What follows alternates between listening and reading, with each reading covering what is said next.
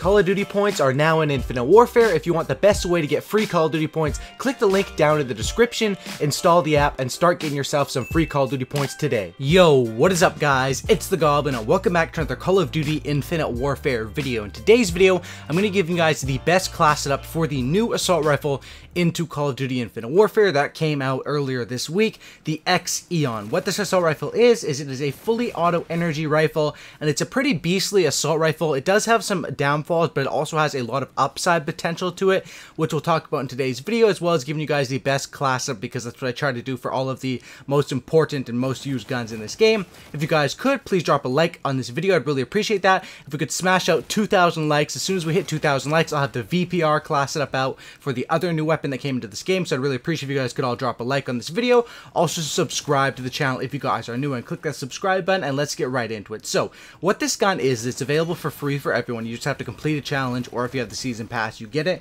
It is a fully auto energy rifle. Advanced Recoil Compensator provides focused hipfire, aiming down sights increases fire rate. Integrated optics provide enhanced detection capability. So it's got a bunch of little gimmicks on this gun, and it is a pretty good gun. It has a very fast fire rate, and it melts people really fast, but this gun does have quite a bit of recoil, and especially if you hold it down, like the first 10 to 15 bullets, I have a tiny bit of recoil, but if you get towards the end of that magazine, you've been holding it down since the start, since 30 bullets, you're going to have the hardest time in the world hitting someone with the last 10 bullets of this gun, and that is definitely one of its downfalls. Now, the sight that it comes with is a you know, like it says, an integrated optic. I personally do not like the default sight that it comes with, so that's why I decided to throw on the Elo scope, and I think this is what most pub stompers and most players are doing, is they're throwing on a you know, either a red dot reflex sight or an Elo sight. I've honestly personally prefer the Elo sight with the blue dot, and that's what I've been running on this, and it does it very, very well for me. That's probably the best way to do that. The other parts of it, the Advanced Recoil Compensator provides focused hipfire. Basically what that means, I talked about this a little bit when I first uploaded gameplay, is you guys see the circle in the middle of the screen. That's not how every gun looks when you're not aimed down sights. That basically shows you exactly where your hipfire is going to go. The hipfire is super consistent on this gun, and you can use it. However, the thing with this gun is that it's sort of the opposite of the NV4 Chaos, as aiming down sights with this gun increases your fire rate, and when you're hip firing, you're going to have a slower fire rate. So the hip fire is deadly accurate with a slower fire rate. The shooting at range, or with aim down sights, it doesn't really matter the range, is going to be a faster fire rate, but it's going to be harder to land your shots because of the recoil. Anyway, let's throw the class up on the screen and let's talk about it. So for this class setup, what I'm running with is I run with the X-Eon with the Elo sight with the blue dot. That's my personal favorite. You guys can either use the default sight if you want. Definitely tested out a few games. I was testing it out and I wasn't really enjoying it. And then run the quick draw, the stock, as well as the grip. The thing with this gun is it kind of looks like in this gameplay, it looks like my gun has a silencer at the end, but that's just how the gun is designed. It just looks like that. It has the end of it looks different. The camo doesn't go along with the end of the gun, but I do not have a silencer. These are the three attachments I run. Obviously stock and quick draw just to help you win gunfights, and same with grip. It's to control the recoil on this thing, because it does have probably some of the most assault rifle recoil out of any gun in Infinite Warfare. As far as the perks go, I have Ghost and Dexterity, and then Hardline. With this gun, what I've been running is I've been running, you know, different sort of combat rigs to go along with this gun. I've been running Propulsion a little bit on the Synaptic. You guys can see I was running that with Rewind in this gameplay. It works out pretty well. You'll see it actually happens like right here in the gameplay, I think. When I run out of ammo, what I do, because I do not have scavenger, is I simply rewind, and rewind basically it's a glitch from Call of Duty Black Ops 3, but you also get your ammunition back. So you get the ammo that was in your magazine plus all the stock ammo back. So by doing that, I get all the ammo back to myself, and that's why I don't really need to run scavenger. Of course, your other option would be to run the Man-at-Arms under the Merc combat rig to get more ammo. You guys can decide how you want to play it, but I definitely recommend running one of those two, because if you use this gun and you go in with no sort of ammo backup, this thing has an insane fire rate. You're only going to be able to get like 4 or 5 kills with the default ammo, and then you're going to run out of ammo and have to pick up a gun unless you have some sort of way of, you know, getting more ammo. Even if you want to run Scavenger, you can. I just think Hardline is such a damn good perk. It's probably one of the best perks in the game.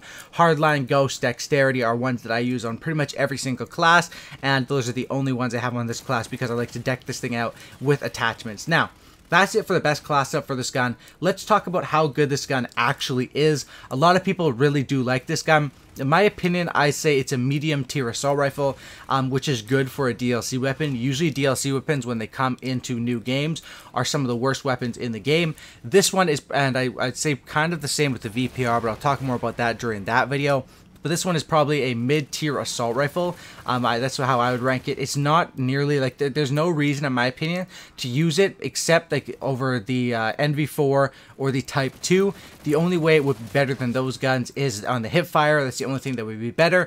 But of course, with an assault rifle, you're not going to be hip firing that much, and that's why I'd say those two guns would be better than this one. In pretty much 99% of the situations. But this gun is something fun to mix it up with, and it is also, you know, a sturdy assault rifle that you can rely on as long as you're melting people fast. If you take too many shots, you can't really hold it down. You have to reset, kind of like you're playing CSGO.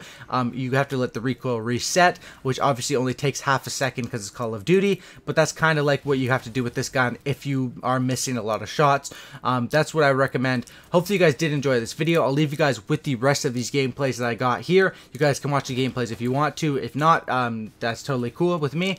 Thanks for watching, guys. Hopefully you guys did enjoy this class up. 2,000 likes and I'll have the VPR class up out. Please drop a like on this thing. That would be absolutely awesome. Subscribe if you guys are new to the channel. Subscribe for a cookie and looky, and enjoy the rest of the gameplay, guys. I'm out. Peace.